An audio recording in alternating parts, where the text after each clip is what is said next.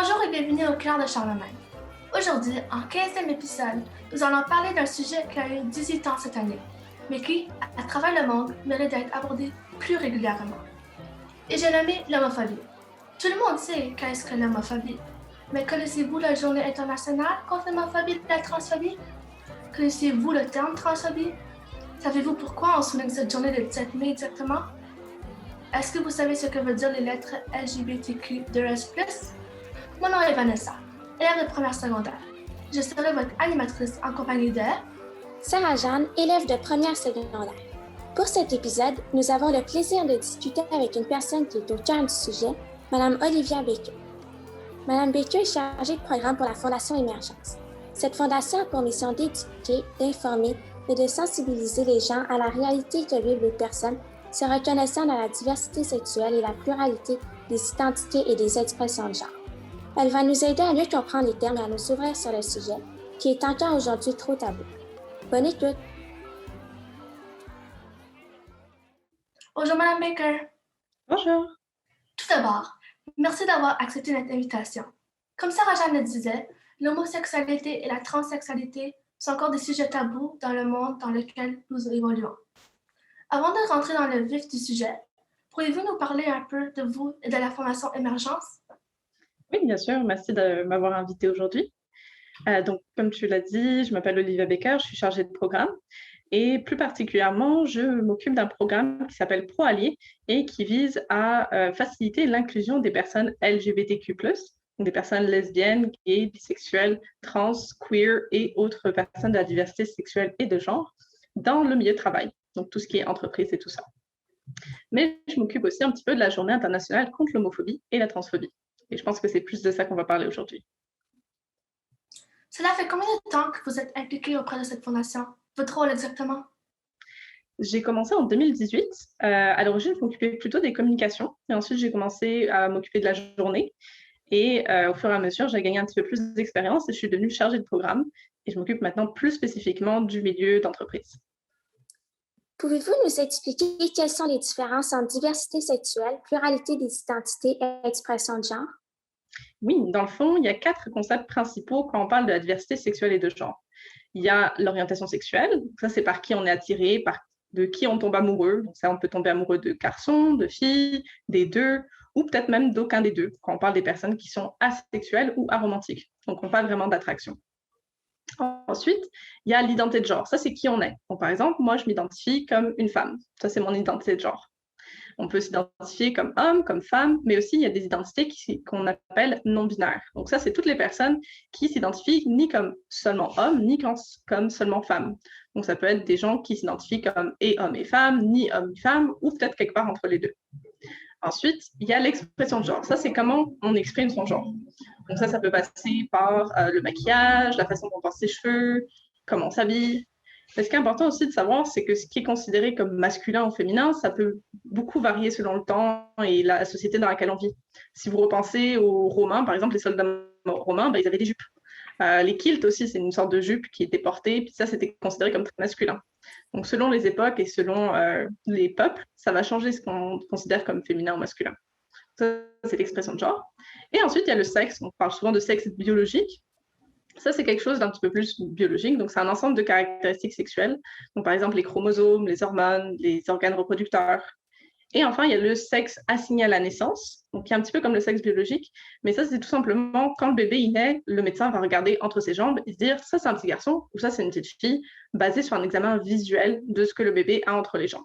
C'est ça qui va être marqué sur vos papiers d'identité généralement. C'est beaucoup de termes à retenir. Merci de nous avoir éclairés. Un mot qui nous est plus familier et qui ne devrait pas l'être, malheureusement, est l'homophobie. Est-ce que vous pouvez nous dire ça commence où exactement, l'homophobie? Le concept même d'homophobie est relativement récent. Je me souviens plus exactement des années, mais je pense que c'est apparu dans les dictionnaires, je pense, dans les années 90, je pense. J'ai peur de dire une bêtise. Mais le principe de l'homophobie, en fait, même s'il y a le mot phobie dans le mot, c'est pas forcément une peur de l'homosexualité ou des homosexuels. Ça peut être aussi un dégoût, une haine, un inconfort, une idée négative de toute la population des personnes qui sont attirées par les gens du même genre qu'eux. En gros, c'est ça. Et ça peut se manifester par des propos, par des gestes, par des types de violence, la violence verbale, la violence physique, ce genre de choses. Comment fait-on pour reconnaître les premiers signes ou paroles à caractère homophobe? Il y a plusieurs choses qui devraient vous alerter.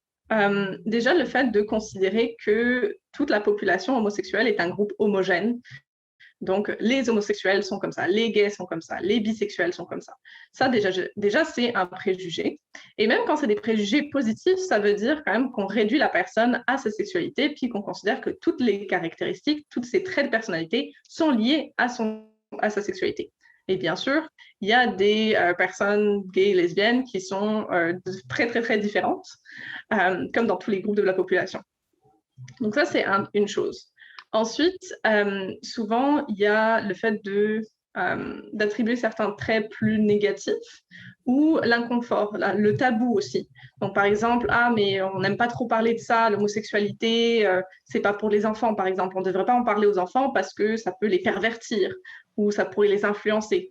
Comme si la peur de parler des sujets LGBT, ça ferait en sorte qu'une personne devienne gay ou devienne lesbienne, ce qui est totalement absurde, bien sûr. La Journée internationale contre l'homophobie souligne ses 18 ans cette année et la transphobie a été ajoutée en 2014. Durant ma recherche, j'ai appris qu'il y avait une raison particulière quant au choix de la date du 17 mai. Pourriez-vous nous l'expliquer? Oui, en effet, c'est une date très symbolique pour les communautés LGBTQ+, et plus particulièrement pour la communauté des personnes homosexuelles, parce que le 17 mai 1990, c'est la date où l'Organisation mondiale de la santé a retiré l'homosexualité de sa liste des maladies mentales. Donc, avant 1990, les personnes qui tombaient amoureuses de personnes de même genre qu'eux étaient considérées comme des malades mentaux. Une autre date aussi dans le même style, c'est en 2018. En 2018, l'Organisation mondiale de la santé a décidé d'enlever la transidentité de sa liste des maladies mentales. Donc, c'est quand même très récent. C'est faux de savoir qu'en 1990, l'homosexualité était considérée comme une maladie mentale. Est-ce que vous savez si ailleurs dans le monde, c'est encore cette réalité? L'Organisation mondiale de la santé, c'est censé être une sorte de calibre justement pour toute la planète. Après, par exemple, si on parle du DSM, c'est un livre où il y a une liste des maladies mentales, puis ça, c'est quelque chose qui est utilisé souvent par des psychiatres. Donc, le DSM a enlevé l'homosexualité de sa liste des maladies mentales en 1973 aux États-Unis. Après, selon les pays, ça va beaucoup dépendre au niveau des lois aussi. Donc, parfois, ce n'est pas forcément considéré comme une maladie mentale, mais c'est considéré comme un crime. Il y a encore 68 pays à travers le monde qui considèrent que tomber amoureux de quelqu'un du même sexe, c'est un crime. Et ça peut être passible de prison, voire même de la peine de mort, malheureusement. Cette année, la campagne est nommée « Plusieurs portent leur couleur sans le vouloir » afin de sensibiliser les gens au fait que partout dans le monde, plusieurs personnes LGBTQ2S+, sont encore aujourd'hui victimes de violences. Sur le site de la Fondation Émergence, j'ai vu des images qui font réagir. La plupart d'entre nous connaissent le drapeau de la fierté qui arbore les couleurs de l'arc-en-ciel. Dans cette campagne, les couleurs du drapeau sont formées par des marques de violence qui ont été victimes des gens dues à leurs orientations. Premièrement, que représentent les couleurs sur le drapeau de la fierté? Donc, à l'origine, le drapeau avait 8 couleurs. Il y avait le rose, rouge, orange, jaune, vert, turquoise, bleu, violet. Mais le rose et le turquoise ont disparu. D'ailleurs, petit fait historique, le drapeau, donc ce drapeau de la fierté, a été créé par Gilbert Baker en 1978 à San Francisco. C'était un graphiste, un militant politique qui l'a fait à l'origine à la main. Puis ensuite, ça s'est développé, puis ça a été imprimé. Puis c'est un symbole pas mal internationalement reconnu. Chaque couleur a une signification. Le rose, c'est pour le sexe, le rouge pour la vie, le orange pour la réconciliation ou la guérison, le jaune pour le soleil, le vert pour la nature, le turquoise pour l'or, l'indigo pour l'harmonie et le violet pour l'esprit de communauté. Deuxièmement, que pouvez-vous nous dire sur cette campagne, sur la dure réalité que vivent certaines personnes et sur les témoignages que l'on retrouve sur le site? Dans le fond, le but et l'idée derrière cette campagne, mais comme tu l'as dit, c'est quand même des images assez violentes qu'on a utilisées. C'est parce que souvent, on a réalisé que souvent, quand on parle de la population LGBTQ+, ou des gays, les gens vont penser à ce qu'ils voient à la télé pour le défilé de la fierté. Donc, ils vont penser à des couleurs vives, des paillettes, de la musique, des gens qui dansent. Et ça, c'est très bien la fierté, mais le problème, c'est que ça, c'est un jour par année. Le reste de l'année, puis même après, et parfois même pendant la fierté, il y a des violences qui sont subies par les populations LGBT. Donc, vous voulez montrer un petit peu que les personnes LGBTQ+, souffrent encore de violences, même ici, même si on a le droit de se marier et d'adopter des enfants maintenant, ça ne veut pas dire que le problème est résolu. Et c'est le cas au Québec, mais c'est encore pire dans certains pays. Je comprends mieux maintenant l'importance de la Journée internationale contre l'homophobie et la transphobie pour sensibiliser la population. Comment nous, les jeunes secondaires, pouvons-nous éviter ce genre de comportement? Il y a plusieurs choses que vous pouvez faire. Je pense que déjà, il y a l'idée de parler de la diversité sexuelle et de genre de façon positive. Donc, éviter d'utiliser des mots insultants envers ces communautés-là. Et aussi, juste de parler de ça de façon positive, ça va envoyer un message que vous êtes une personne alliée, que ce sont des valeurs qui tiennent à cœur, la diversité, le respect, l'inclusion. Et ça va aussi envoyer des signes, par exemple, si vous avez des camarades qui sont en questionnement ou peut-être qu'ils savent déjà qu'ils font partie de cette communauté, mais qui n'osent pas le dire. S'ils entendent des gens qui en parlent de façon positive, ça va les aider à faire leur coming out. Et aussi, ça va envoyer un message à ceux qui ne partagent pas ces valeurs d'inclusion, qu'ils sont peut-être dans la minorité, puis qu'ils n'ont pas forcément intérêt à partager leurs idées là-dessus. Une autre chose que vous pouvez faire, c'est de réagir si vous entendez justement des propos pas corrects.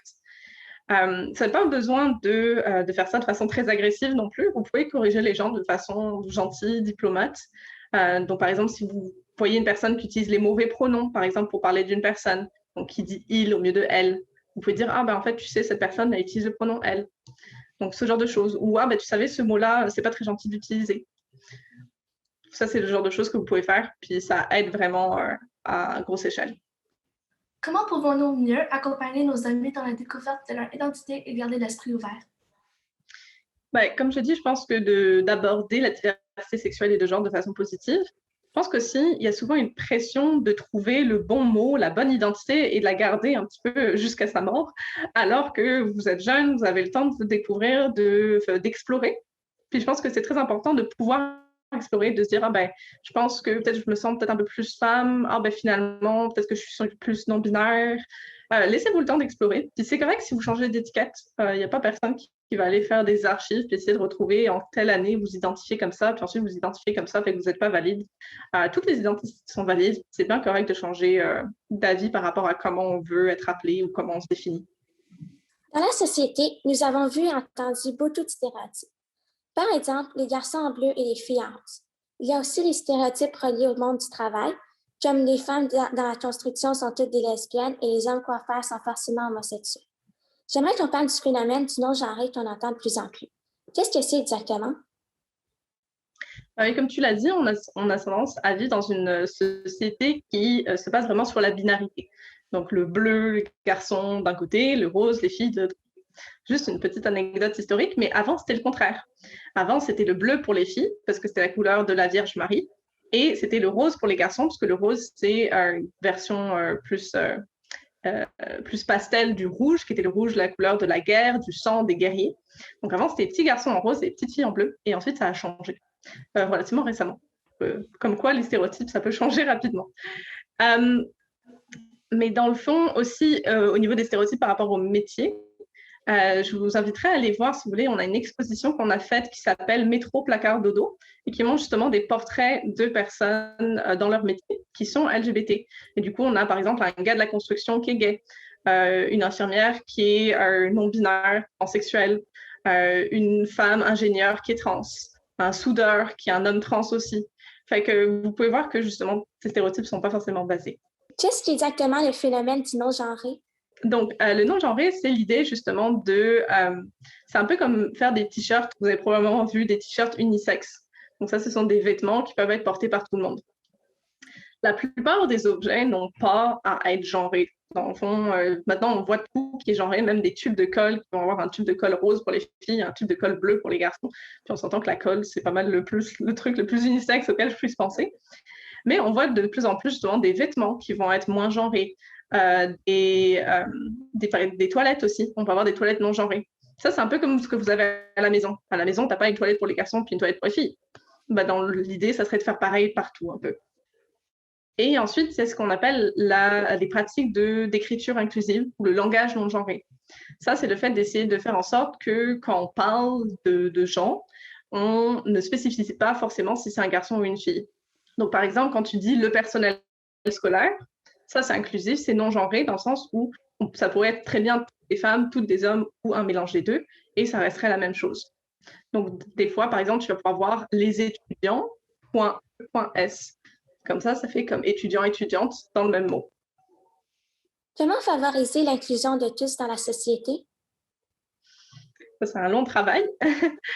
Mais personnellement, je pense que la sensibilisation et l'éducation, c'est vraiment le cœur de ce travail-là. Puis c'est pour ça que la Fondation Émergence, c'est sa mission d'éduquer, de sensibiliser le grand public aux enjeux de la diversité sexuelle et de genre. Parce que je pense que la plupart des problèmes viennent de l'incompréhension ou de la méconnaissance de certains enjeux. Une fois qu'on connaît d'autres personnes et qu'on les reconnaît comme étant juste des êtres humains, comme nous, qui ont des problèmes, comme nous, peut-être qui peuvent être un peu plus spécifiques, je pense qu'à partir de là, on peut commencer à construire un monde meilleur. Je dois vous avouer que c'était un épisode bien rempli. Nous avons entendu une foule d'informations. Merci beaucoup, Mme Baker, pour vos explications et vos éclaircissements. J'espère que vos renseignements ont pu ouvrir les esprits et sensibiliser nos auditeurs. Je souhaite également que les comportements homophobes à travers le monde soient amenés à disparaître dans les générations futures. Pour en apprendre davantage sur le sujet, je vous invite à visiter le mai17mai.com où vous pouvez télécharger un guide de sensibilisation très complet et très utile qui a entre autres été conçu par Mme Baker. Merci à ma co-animatrice Vanessa et nous vous disons à la prochaine pour le dernier balado au cœur de Charlotte.